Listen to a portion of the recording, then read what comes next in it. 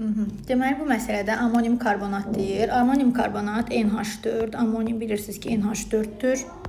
Hidro sözü demədiyi üçün hidrogen yoxdur, sadəcə CO3-dür. Bilirsiniz ki, CO3 karbonat turşusu 2 valentli olduğu üçün ona görə amonium karbonat belə yazılır və parçalananda NH3 plus CO2 plus H2 əmələ gəlir. Və əmsallaşdırmaq lazımdır reaksiyanı. Əmsallaşdırmaya baxsaq,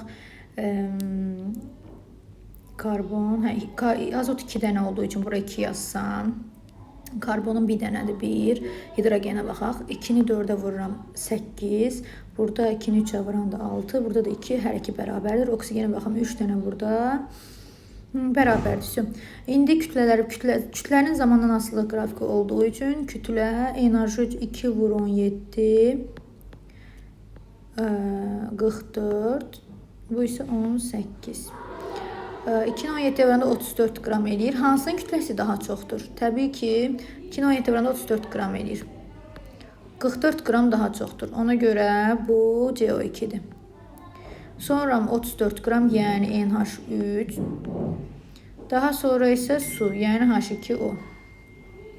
İndi mənə deyir ki, X və Y reaksiyaya girib karbamid əmələ gəlir. Bilirsiniz ki, karbamid əmələ gəlməsi doğru ifadələr istəyir. Bəli, X nə girik? CO2 ilə NH3 reaksiyaya girəndə karbamid kübrəsi alınır. NH3. Ona görə 1 doğrudur və Z alınır, su alınır. Bəli. Deyir X-la Z xeyr. Karbamid dediyimiz kimi karbon qazı və NH3 reaksiyasına olur. Karbamid kübrəsi CO, NH2 2 dəfədir.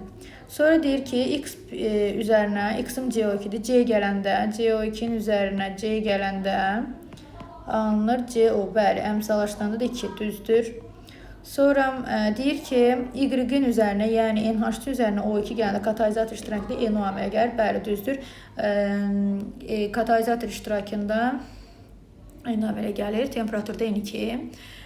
X-in deyir üzərinə gələndə, X hansıydı? CO2 üzərinə O2 gələndə N2 alınır. Deyir, xeyr. Haçanla N2 hardan çıxdı ki? CO2 üzərinə O2 gələndə reaksiya getmir.